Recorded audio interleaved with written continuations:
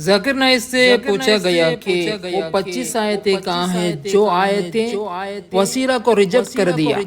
ہمارے سنی مولانا حافظ احسان قادری نے سری لنکا میں ان کے سامنے سوال کر دیا۔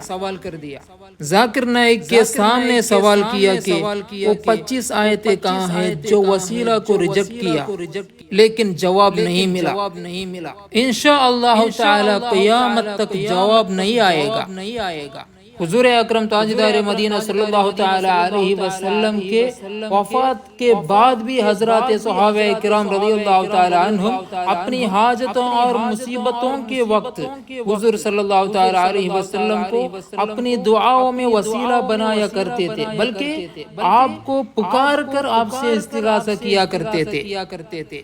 حضرت امیر المؤمنین عمر الفاروق رضی اللہ تعالی عنہ کے دور خلافت میں قحط پڑ گیا تو حضرت بلال بن حارث صحابی رضی اللہ تعالی عنہ نے رسول صلی اللہ تعالی علیہ وسلم کی قبر انور پر حاضر ہو کر عرض کیا کہ یا رسول اللہ، اپنی امت کے لیے بارش کی دعا فرمائے، وہ ہلاک ہو رہی ہے۔ رسول صلی اللہ تعالی علیہ وسلم نے خواب میں ان سے ارشاد فرمایا، یعنی حضرت بلال رضی اللہ تعالی عنہ سے ارشاد فرمایا رسول صلی اللہ تعالی علیہ وسلم نے، تم حضرت عمر الفاروق رضی اللہ تعالی عنہ کے پاس جا کر میرا سلام کہو اور بشارت دے دو کہ بارش ہوگی، اور یہ بھی کہہ دو کہ وہ نرمی اختیار کریں۔ اس شخص نے بارگاہ خلافت میں حاضر ہو کر خبر دی، یعنی عمر بن خطاب رضی اللہ تعالی عنہ کے بارگاہ میں حاضر ہو کر خبر دی۔